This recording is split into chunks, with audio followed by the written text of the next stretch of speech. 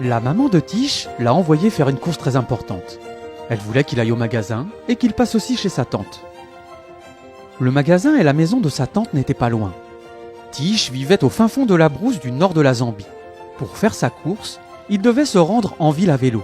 C'était un long trajet. Il fallait 1 heure pour suivre la route jusqu'à la ville et 1 autre heure pour le retour. C'est en fin d'après-midi qu'elle a demandé à Tish de partir.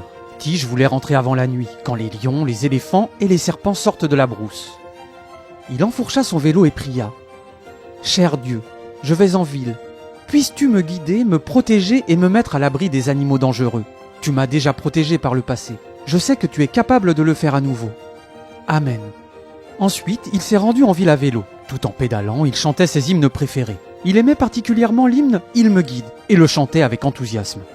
Lorsque Tish arrive en ville, il se rend directement au magasin et achète du sucre, du sel, de l'huile de cuisine et de la lessive. Ensuite, il est allé chez sa tante chercher un sac de vêtements pour sa mère. La course prit plus de temps qu'il ne l'avait prévu. Le soleil se couchait lorsqu'il rentra chez lui. De longues ombres s'étendaient sur le sol. La nuit tombait. Tish se sentait mal à l'aise. Il ne verrait pas grand-chose dans l'obscurité. Il n'y avait aucune lumière le long de la route. Il avait une petite lampe de poche, mais elle n'était pas assez puissante pour éclairer toute la route. Tish pédale plus vite. Il veut rentrer chez lui avant qu'il ne fasse vraiment nuit. C'est alors qu'il vit un raccourci. C'était un chemin de terre qui traversait un buisson épais. Il pouvait prendre le chemin de terre et arriver plus vite à la maison. Il quitta la route et s'engagea sur le chemin de terre. Le soleil continuait à se coucher et le ciel devenait de plus en plus sombre. Tish pédale de plus en plus vite. Puis quelque chose de très étrange s'est produit. Tish a beau pédaler, le vélo n'avance pas plus vite. Il tourne les pieds aussi vite qu'il le peut. Mais le vélo ne fait que ralentir. Il pédale furieusement et le vélo s'arrête complètement. Tish est stupéfait et confus. Il sort sa lampe de poche de sa poche pour voir ce qui ne va pas avec le vélo. La chaîne était en place, tout avait l'air en ordre. Il était encore plus troublé. Puis il a tourné la lampe de poche vers le chemin de terre devant lui.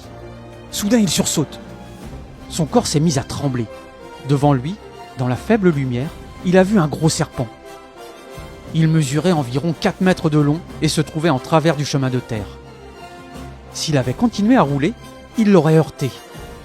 Tish avait prié avant de quitter la maison, et maintenant il priait à nouveau. « Mon Dieu, merci beaucoup de m'avoir sauvé la vie, a-t-il dit. Maintenant je prie pour que ce serpent s'en aille et que je puisse rentrer chez moi.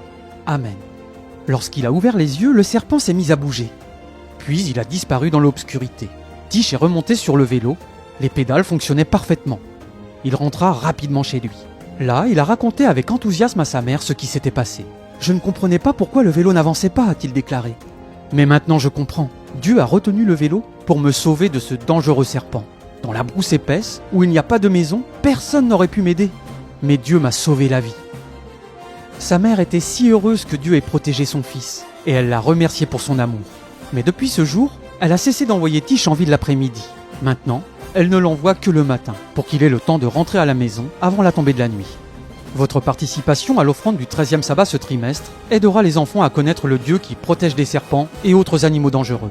De nombreux enfants en Zambie où vit Tish et dans d'autres pays de la division Afrique australe Océan Indien recevront leur propre Bible aventurier, grâce à votre contribution à l'offrande du 13e sabbat. Merci pour votre participation.